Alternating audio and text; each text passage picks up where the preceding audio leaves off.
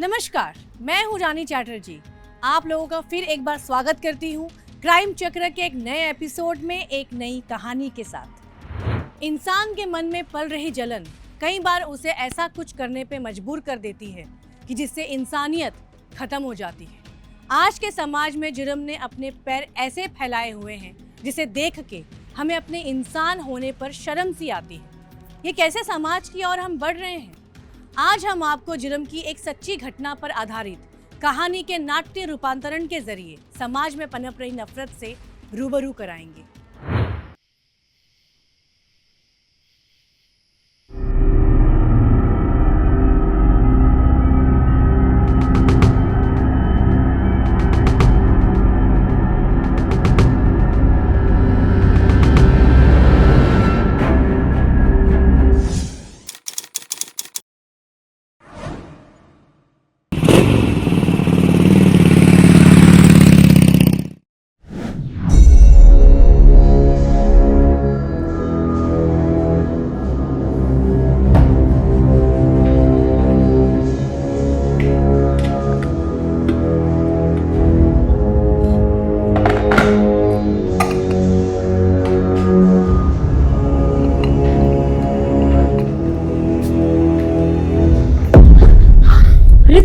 तुमने तो मुझे डरा ही दिया था। अरे क्या कर रहे हो, छोड़ो ना। प्यार, और इसके लिए मुझे तुम्हारे परमिशन की जरूरत भी नहीं है।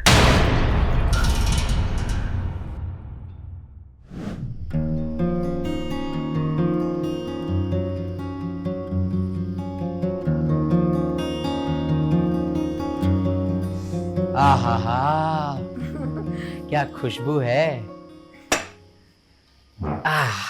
पिंकू को छोड़ा है नानी के घर? हाँ, छोड़कर आ गया।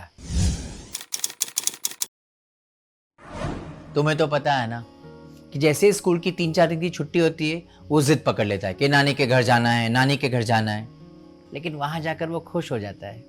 ये तो बिल्कुल सही कहा आपने। रौनक, रौनक आ जाओ, खाना लग गया है।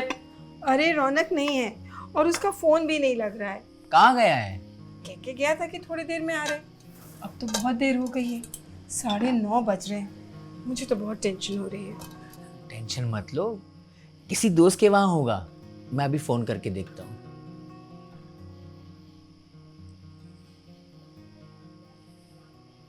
हाँ देव बेटा, मैं रौनक का पापा बोल रहा हूँ। रौनक वहां है?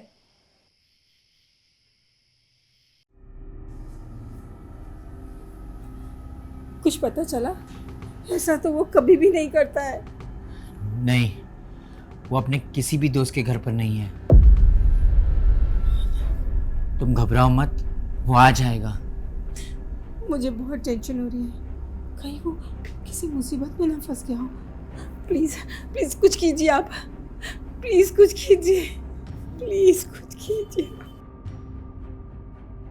प्लीज कुछ कीजिए।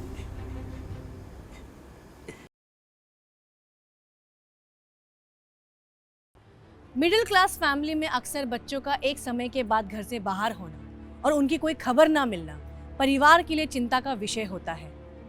कहाँ रह गया होगा रौनक, जो कभी इतनी देर रात तक बाहर नहीं रहता?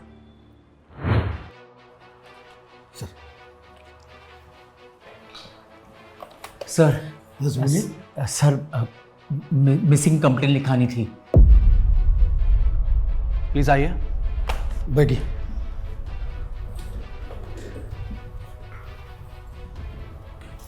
जी कहिए, कौन लापता है? मेरा बेटा रौनक आज शाम से घर से बाहर गया, अभी तक घर नहीं लौटा है।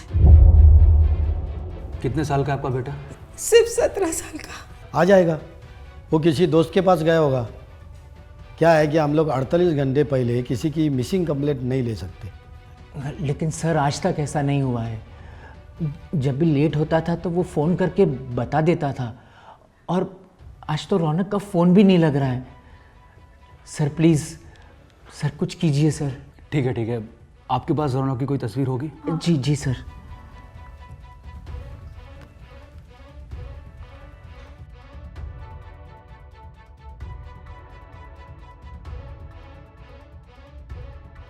ये फ़ोटो को सभी थानों में सर्कुलेट करवा दो। सर। आप लोग फिक्र मत कीजिए, हम उसका पता लगा लेंगे। जी शुक्रिया सर। लीजिए। शुक्रिया।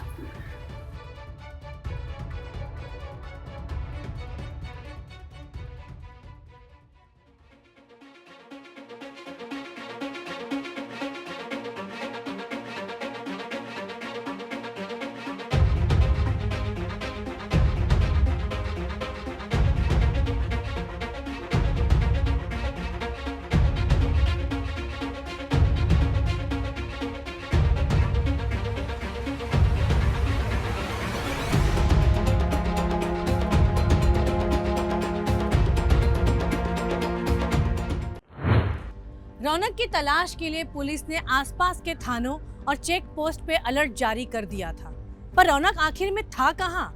अचानक ऐसे रौनक का कहीं फंसा होना क्या ये किसी जुर्म की ओर इशारा करता है? इस केस में नया मोड़ तब आया जब किडनैपर की एक चिट्ठी रौनक के घर वालों तक पहुंची।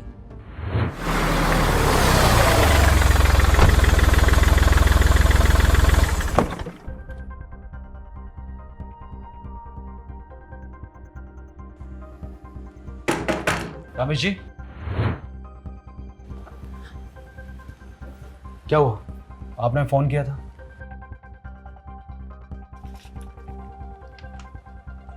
तुम्हारा बेटा रौनक हमारे कब्जे में है।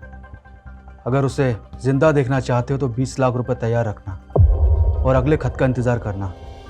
और अगर पुलिस को इत्तला करने की कोशिश की तो अल्लाह कसम तुम्हारे बरखुरदार की लाश भी नहीं मिलेगी। अल्लाह हाफिज़। इंस्पेक्टर साहब, मुझे बहुत डर लग रहा है। मेरा बेटा किस हाल में होगा, कहाँ होगा? मैडम जी, आप डरिए मत, हमें सिर्फ आपसे पूछताछ करनी है। प्लीज कोऑपरेट करिए। आपकी किसी से दुश्मनी या झगड़ा? सर हम तो सीधे साधे लोग हैं, एक छोटा सा परिवार। मेरी बीवी रोशनी और मेरे 2 बेटे, बड़ा रौनक और छोटा पिंकू। सुखी परिवार, खुशहाल परिवार। हम लोग को किसी के साथ क्या रंजिश, क्या दुश्मनी होगी? किसी पे शक है आपको? रौनक की किडनैपिंग हुई थी, उसके पहले ऐसा कुछ हुआ था जैसे हम सुराग लगा सके? नहीं सर, ऐसा तो कुछ भी नहीं हुआ था। ये रौनक का कमरा कहाँ है? ये सीढ़ी के पास पहला कमरा। हमें रौनक के कमरे की तलाशी लेनी होगी, शायद कोई सुराग मिल सके, इससे पता चल सके कि इन सब के पीछे कौन है। रमेश जी, ये लेटर जिसने भी लिखा है देखकर ऐसा लगता है कि उसकी बोलचाल की भाषा उर्दू है। क्या आपका कोई जानने पहचानने वाला है जो कि मुस्लिम है? नहीं सर, ऐसा तो कोई नहीं है। आपके घर पे कौन कौन आता जाता है? हम लोगों के सिवा हमारे घर की मेड और मधु, जो हमारे बच्चों की ट्यूशन टीचर है। एक काम करो सर। कांस्टेबल के साथ जाओ और मेरे से पूछताछ करो, मधु को थाने बुलाओ। सर।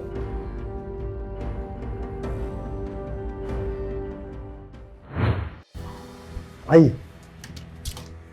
सर, यह है मधु जी, रौनक की ट्यूशन टीचर। बैठिए। अब सर, मैं रौनक की ट्यूशन टीचर पहले थी, अभी मैं उसके छोटे भाई पिंकू को पढ़ाती हूँ। कोई खास वजह? सर खास वजह तो कुछ नहीं है, बस वो हायर क्लास में चला गया है और मैं 10th तक के बच्चों को ही पढ़ाती हूँ। आपको तो पता होगा ना, रौनक किडनैप हुआ है, इसलिए आपको यहाँ बुलाया। हाँ सर, मुझे पता है और मुझे बहुत ज़्यादा टेंशन भी हो रही है कि रौनक किस हाल में होगा। मधु जी, रौनक ने कभी कुछ आपसे शेयर किया कि वो किसी प्रॉब्लम में है, या आपको क्या लगता है कि रौनक की किडनैपिंग के पीछे किसका हाथ हो सकता है? क्योंकि आप उसके घर पे काफ़ी आती जाती रहती हैं।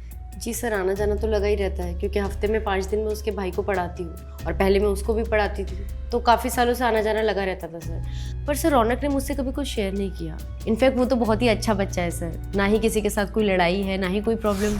अच्छा, रौनक का कोई मुस्लिम दोस्त या जानकार था? देखिए, अगर आप कुछ जानती हैं तो प्लीज़ हमें बताइए, ये रौनक की ज़िंदगी का सवाल है। सर रमेश जी और रोशनी जी के एक फ्रेंड है, वो मुस्लिम है और उनका पहले काफ़ी आना जाना भी था। पहले मतलब? सर पहले मतलब अभी शायद उनके बीच में कुछ प्रॉब्लम चल रहा है, क्योंकि रमेश जी को उनका घर आना और रोशनी जी से बातचीत करना शायद पसंद नहीं था। ये इनका कोई नाम है? सर नाम तो मुझे याद नहीं है, और सर हाँ, एक और चीज़, रोशनी जी की जो मेड है ना, वो भी मुस्लिम है। ठीक है, आप जाइए, अगर कुछ ज़रूरत पड़ी तो आपसे कांटेक्ट करेंगे। ठीक है सर, थैंक यू। ये मेड के बारे में कुछ पता चला? अब तक नहीं सर। फिर रमेश जी और रोशनी जी का कौन फ्रेंड के बारे में पता लगा? सर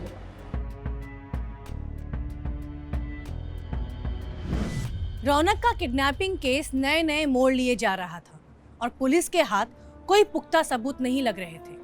हर तरफ से मिली जानकारियां अलग अलग लोगों की तरफ इशारा कर रही थी, पर कोई भी एंगल से रौनक को सही सलामत वापस लाने के रास्ते नजर नहीं आ रहे थे।